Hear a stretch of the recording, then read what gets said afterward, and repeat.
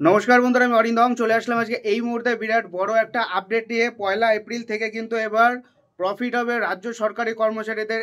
এই আপডেটটা কিন্তু আমার না, মলয় মুখোপাধ্যায়, আশা করি আপনারা ওনাকে সবাই চেনেন। তিনি কিন্তু একটা হিসাব কিন্তু করে দেখিয়ে দিয়েছেন। কোন হিসাব কী কী একটু যেটা আজকে আলোচনা করব। সো ভিডিওটা কিন্তু খুবই গুরুত্বপূর্ণ হতে চলেছে সমস্ত রাজ্য সরকারি কর্মচারীদের জন্য। সো ভিডিওটা প্রথম থেকে শেষ পর্যন্ত দেখুন।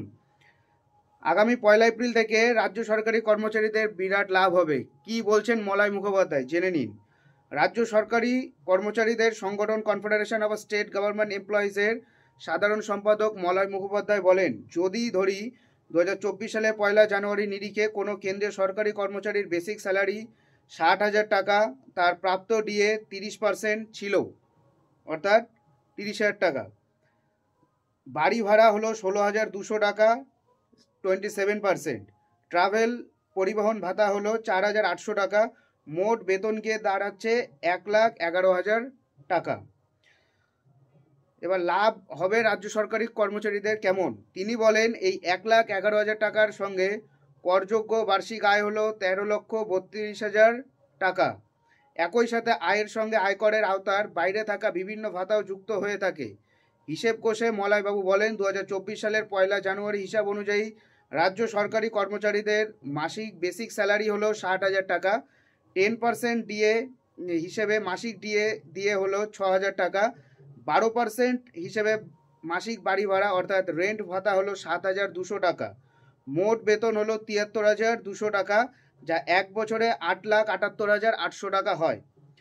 সম্প্রতি কেন্দ্রীয় বাজেটে নয়া আয়কর কাঠামোর ঘোষণা করেছেন অর্থমন্ত্রী।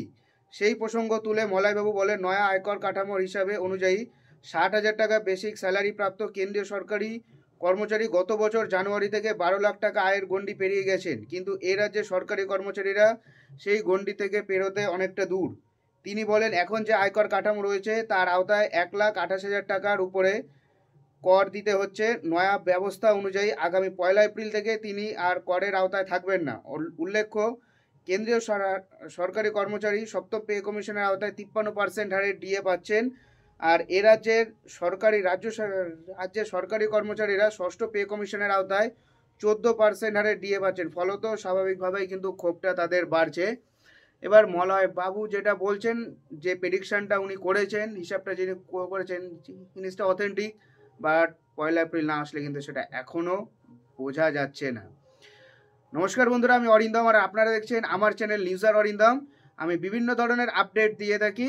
আপনারা অবশ্যই আমার চ্যানেলটাকে সাবস্ক্রাইব করবেন। সাবস্ক্রাইব করার সময় বেল আইকনটা অবশ্যই ক্লিক করবেন, যাতে আমি যখনই ভিডিও ছাড়ি তার ইনস্ট্যান্ট নোটিফিকেশান আপনাদের কাছে চলে আসে। সো ভিডিওটা ভালো লাগলে অবশ্যই একটা লাইক করে দেবেন। নমস্কার, দেখা হচ্ছে পরের ভিডিওতে। জয় হিন্দ, বন্দে মাতারাম।